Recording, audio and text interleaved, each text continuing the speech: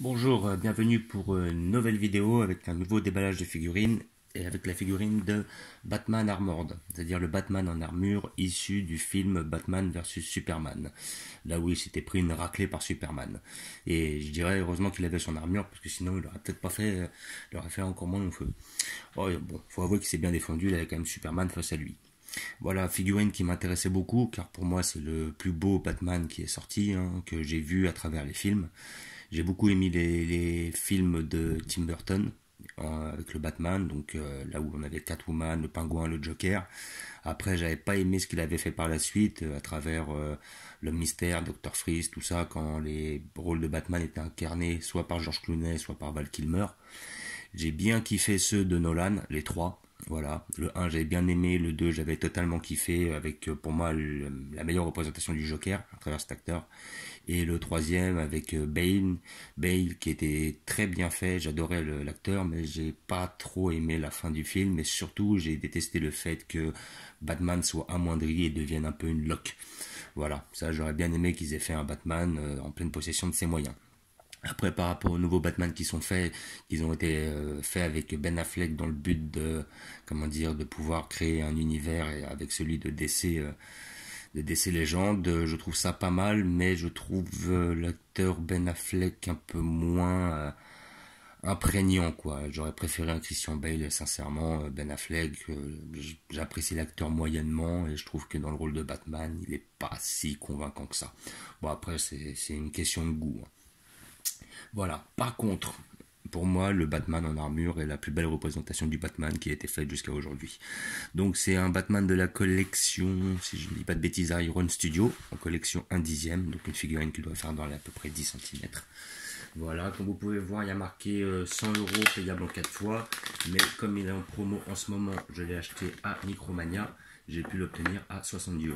Donc voilà, j'ai bien réfléchi avant de la prendre, 70 € c'est un certain prix, mais comme j'ai refait mes recherches d'abord sur internet, j'ai pas trouvé cette figurine en dessous de 120 €. Voilà, ça allait de 120 à des fois même le prix mirobolant de 250, ce que je trouve totalement exagéré, hein, évidemment. Voilà, il y a plusieurs collections qui ont sorti cette figurine là, mais entre celles qui l'ont sortie articulée, celle où elle est moche, et puis les collections genre Hot Toy où la figurine, même si elle est extrêmement bien réalisée, elle est beaucoup plus chère, hein. On arrive vers les 500, 600 euros. Voilà, j'avais pas envie de mettre autant d'argent, évidemment. Et j'étais vraiment intéressé par ce Batman là, ça fait depuis un petit temps que je le vois, j'ai saisi l'occasion, j'ai sauté le pas. Voilà. Donc nous allons l'ouvrir ensemble, hein. Bon, moi j'ai déjà vu ce qu'elle donnait parce qu'elle était en vitrine. Donc le vendeur me l'a remis dans la boîte, gentiment. Une belle boîte, hein, d'ailleurs, vous pouvez dire ce qu'il y a. Et nous allons la regarder ensemble. Donc vous avez le socle, voilà, socle très basique, forme de losange, forme de à 5 côtés. Désolé, je n'ai plus trop de notions de géométrie. Voilà, et la figurine vient s'emboîter comme ceci. Voilà. Donc elle tient toute seule, mais je conseille de laisser le socle, hein, parce qu'elle est quand même assez... elle bouge un peu, donc elle est pas réellement, il n'y a pas réellement d'équilibre. Donc le souci, c'est que si malencontreusement vous tapez dans votre étagère et qu'elle tombe, je pense que même si elle est assez lourde, ça doit être une sorte d'alliage de plomb et que ça peut casser assez facilement, c'est assez fragile. Voilà. Donc ce que je pense de la figurine, je la trouve super bien réalisée, je la trouve belle au niveau des coloris, au niveau des détails. Le sculpte est bien fait, il n'y a pas de défaut de peinture. Les couleurs sont bien respectées. Bon, la cape, je la trouve un peu vintage, hein, parce que ça fait un peu tissu, tissu à l'arrache, hein. Là, par contre, j'aurais bien aimé quelque chose peut-être un petit peu plus plastifié. Bon, il y a un petit côté naturel là-dessus, hein. Bon, la cape, je la trouve un peu sale, hein. Alors, est-ce que c'est volontaire ou c'est parce qu'elle a été tripotée beaucoup de fois avant? Je n'en ai aucune idée. C'est vrai que pour la cape, je pense qu'ils auraient pu un peu plus s'appliquer. Mais bon, je préfère avoir une cape que de ne pas en avoir du tout, vu que le personnage en avait une à travers le film. Voilà, donc le sculpte est très bien réalisé, que ce soit au niveau des bras, au niveau de l'armure. Voilà, les détails sont là. À la rigueur, s'ils avaient pu mettre la petite lance en kryptonite, ça aurait pu être pas mal. Mais bon, on va pas se plaindre. Voilà, donc figurine d'à peu près une taille de 20 cm. Voilà, justement dans les tailles que je préfère, 10 cm pour moi c'est trop petit, 30 cm c'est trop gros, voilà 20 cm c'est la bonne taille. La plupart de mes figurines j'essaie de les avoir dans à peu près ce jeu de taille.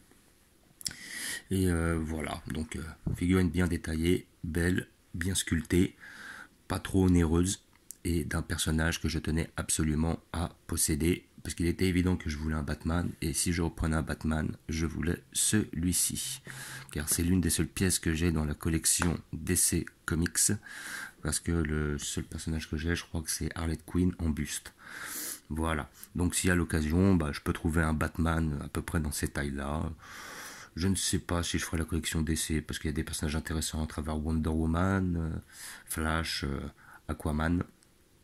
Voilà. Mais voilà, figurine maintenant, si vous désirez la voir, peut-être, je conseille déjà d'aller voir sur le Bon Coin pour voir si vous ne trouvez pas des occasions intéressantes.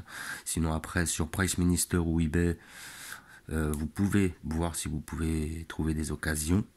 Voilà, peut-être les trouver à des bons prix. Après, sur Amazon, je crois qu'elle n'y est pas, mais on peut toujours regarder. Et après, je pense que vous pourrez aussi des fois trouver des prix qui sont totalement mirobolants. Celle-là, j'étais sur le site de la Fnac. Voilà, il y en avait, elle était entre 120 et puis sur d'autres sites, elle était à 300 euros. Donc, je trouve ça un peu excessif. Voilà. Je vous remercie d'avoir regardé cette vidéo. Je vous dis à bientôt. N'hésitez pas à vous abonner ou mettre des pouces. Ciao.